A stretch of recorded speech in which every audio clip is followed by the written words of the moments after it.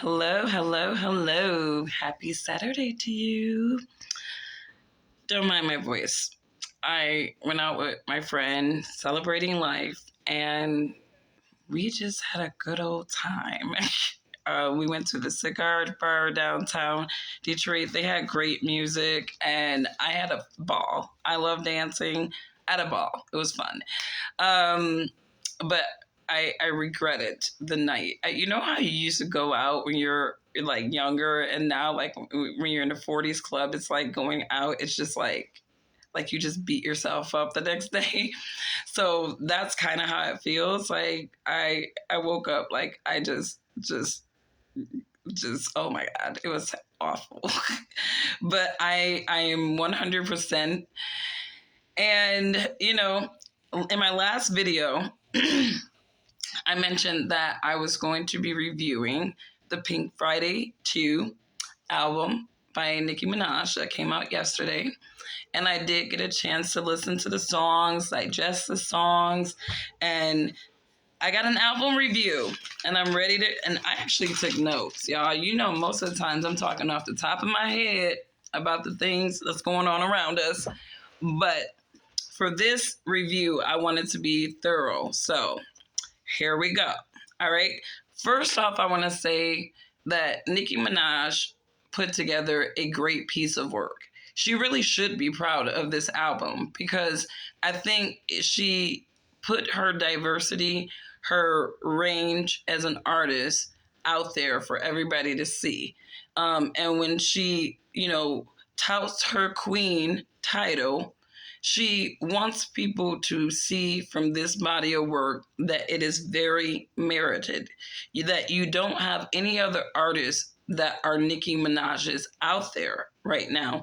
And it's not just about rapping and music. It's about overall person and cadence and how they're able to deliver, who they are, what they believe, and their value in such an organic and flawless way.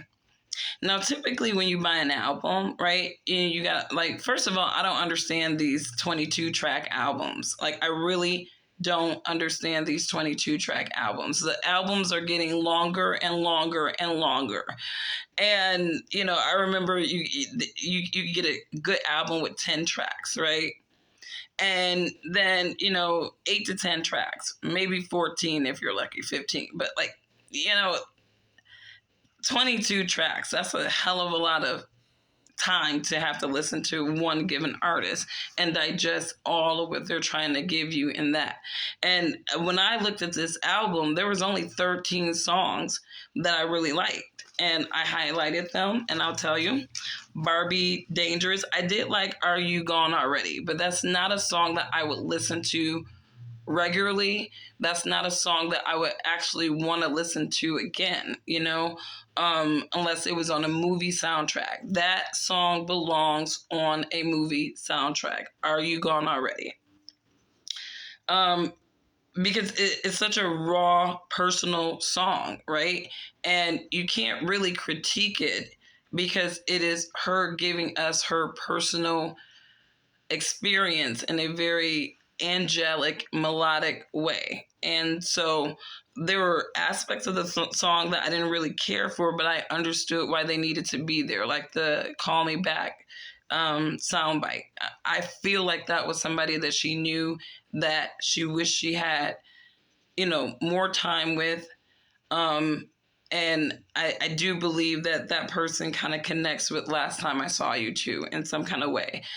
So I love the fact that she's giving us her life experiences, which is what really makes good artists, right?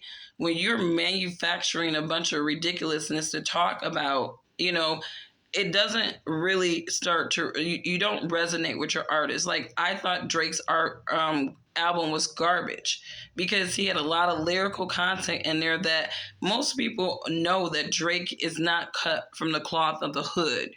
He just not, like, he's not a hood guy, right? But because he has some black in him, he can kind of stunt like he was and get street cred or whatever.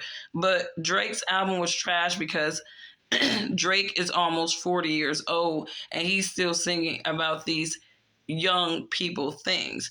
Nicki presented a very mature album. Nicki is my age. She's 40. So you don't expect for a woman, has matured to be singing what Lotto and Cardi B and all these little ratchet, chicks are singing about. And that is why it's absurd that these young women would even think that they would be close to the level of Nicki Minaj to compete with her. And, and the difference between Nicki and a lot of these newer artists is straight intelligence and exposure to intelligence and just raw artistry. Like, you're talking about an intelligent artist who is a wordsmith versus these wannabe rap girls like her, who a lot of them probably need a lot of teams or writers to just make something make sense for them. You see Nicki's name on all these songs for the most part, and she's giving writing credit to the ones that she sampled, right? But for the most part, she doesn't have this elaborate writing team of people helping her carry her career through because she's naturally talented. But getting back to the album, excuse me, Nicki sort of transitions that "Are You Gone Already?" And let me go back. I was telling you my favorite. So I like Barbie Dangerous, Falling for You, Let Me Calm Down with J. Cole. That's one of my favorites. Needle with Drake, that was a good one. I love the Afro beats there. Everybody with Uzi, that was good. Those were decent collaborations, even though I wasn't crazy about the collaboration choices on Pink Friday too. I think she could have did better. I'm not sure if she has good relationships with people or if people are afraid to work with Nicki because of the industry machine holding them back. I don't know. But the collaborations were a little weak for me on this album, but it doesn't matter. She shined as the artist. To me, if she didn't have any collaborations, she definitely dominated on her own albums. The collaborations did not dominate on her album. Red Ruby to Sleaze was another one, obviously. Pink Friday Girls was a good one, just because I feel like that's your homegirl theme. Y'all going on a road trip. That's your car karaoke. One of those tunes. I liked it. It was a great sample of Cyndi Lauper. So love it. That was a good one. Super Freaky Girl. Of course, if you sampling Rick James, you got to do it right. All right. Bomb Bomb. That was a good one. Hip hop song. My Life. Perfect storytelling there. Perfect storytelling, talking about her journey and her challenges in an industry that did not want her to succeed, how she had to claw her way and be strategic about her career path to get where she's at. She is not an industry plant. This woman worked her way up, right? All right, Nikki Hendrix. I heard the preview on Twitter, and I didn't really care for it. I was hoping that Nicki would scrap that one and not put it on the album, but she put it on the album. Nicki and Future have had good collaborations in the past. I just don't think that this sound was the collaboration that I was hoping that they do on Pink Friday too. It just wasn't a good collaboration. I was expecting for Nicki and Future to be able to go somewhere else. So hopefully, if they collaborate again, we can get a banger out of them. Blessings. This album had something for everybody. And the reason why I like Blessings is if you are a faith-based person, if you're a believer, right, this song is a reminder of the balance, right? And I think that Nicki demonstrated just, the balance that she has in life, where obviously she's clearly showing that she's a faith-based woman and that she believes in Jesus, right?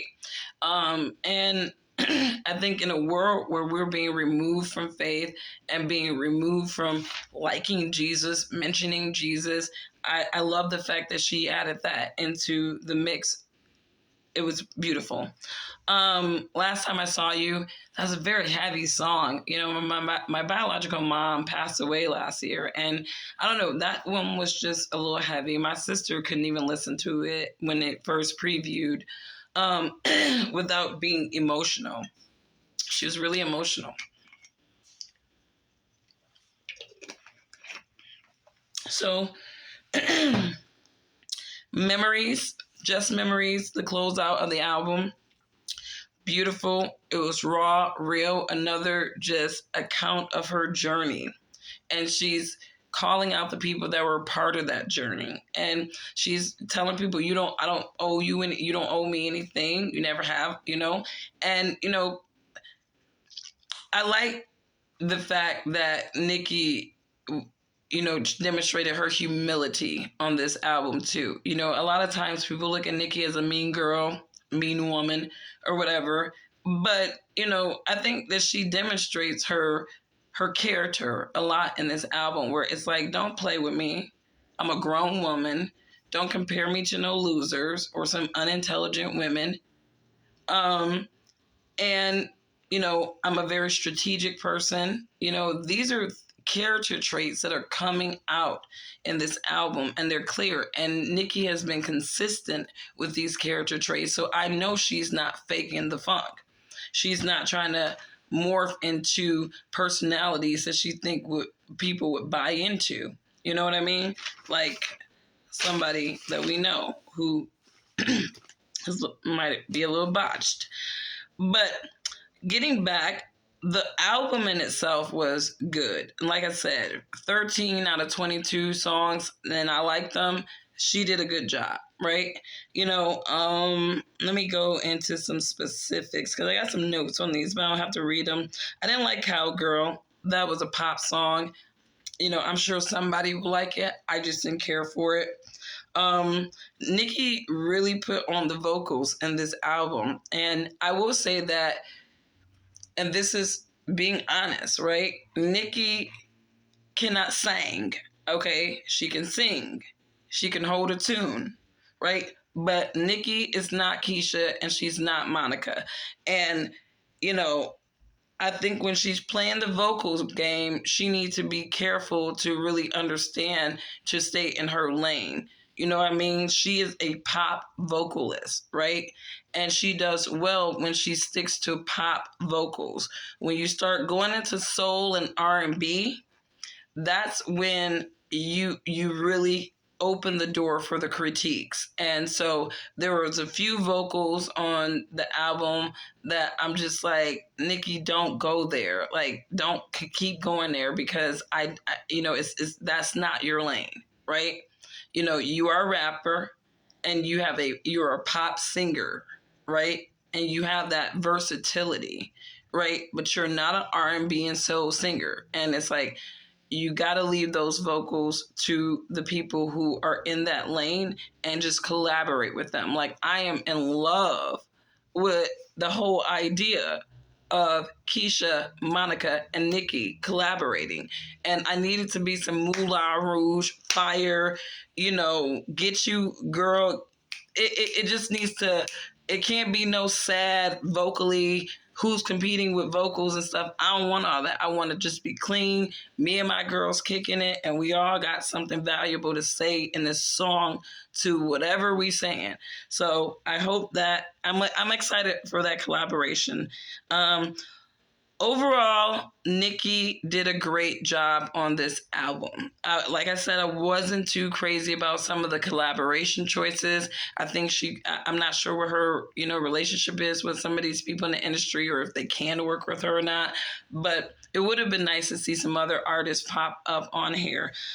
For it from Trini, obviously, she's cementing her international influence there. I love For It from Trini. It's not a favorite song of mine, but I like the fact that when she's addressing her haters and she's giving out her lashings in this album, when she gave out some lickings, some lashings, man, she was just full throttle, just beating aspirins on this album.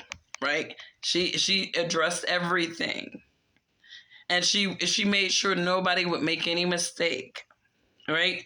The lyrical content was on point.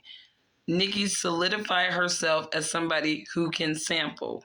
And again, sampling is not always executed well. I've heard some very poor samples recently, like again that Mario Winans Weekend remake. They could have just scrapped that real quick, because the original, that is not a song that you need to sample and redo. All right, Mario Winans pulled it off perfectly, and they should have just left it there, right? So, but she sampled, and I think this is a Diddy move for Nicki Minaj too, because number one, you can pay homage to other artists that came before you, right? But you can also demonstrate how you can morph a song that people once loved into a new song that they can love as well. And she did that. I mean, Super Freaky Girl. I'm like, when I hear that doon doon doon doon doon, it's like now I'm thinking Rick James and Nicki Minaj now, like where there is that association to that new song with that original artist, right? Right? And I like that. Same things with Pink. What is it? Pink Friday Girls, right? Now you're gonna hear Cyndi Lauper, right? And if you are somebody that bangs Pink Friday Girl, you're gonna be thinking Pink Friday Girl as well, because Nicki did a great job executing that sample. So good job, Nicki Minaj. There was a couple of transitions in the album that it was a little weird for me, but I understood why they needed to be there. And so, other than that, good job. Good job, Nicki Minaj. This is a really solid album. It's good to see a methodic piece of work put on the market that's not being overly hyped and propped and payolaed into popularity. And there's critics out there, but I think that these are people who are trying to hate on a true musical genius and an organic artist. She's naturally talented. And I think that's why the industry hates her, because once you get a person who's naturally talented, they know their value.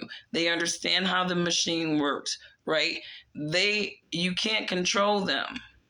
And that's what happened with Michael Jackson, Whitney Houston, all of these stars that, got bigger than the industry. They are trying to stop that from happening. That's why you got all these 360 deals, like your Cardi B's and stuff. That girl, she got to do whatever they tell her to do. She got to do whatever they tell her to do, because she's in a 360 deal. And hopefully she can buy herself out of her contract and, again, try to maybe go a little bit independent. But Cardi already know, you got to come with something that is going to be this album. You cannot be coming with this bongos. You got to figure out a sound. You got to figure out a look, and you got to stick to it. Because right now, people are not taking Cardi B seriously, and they shouldn't take her seriously. This girl is doing everything but music. Everything but music. You got time to address bloggers and haters online. Are you writing anything? And so I noticed that, the payolas and the little ops, they tried to get invasion of privacy trending on Twitter on Pink Friday too yesterday. And it's just like, it looked out of place and stupid. It really looked out of place and stupid, because it's like all you can do to sort of sabotage Nicki Minaj's new album is to try to trend one of Cardi B's old albums that came out when my son was born and he's about to be 6. Come on. Ridiculous. Ridiculous. So anyways, let me know what you guys think about Pink Friday 2. I enjoyed the album. I'm definitely going to be banging some of these songs back to back. And kudos to you, Nicki Minaj. Bye.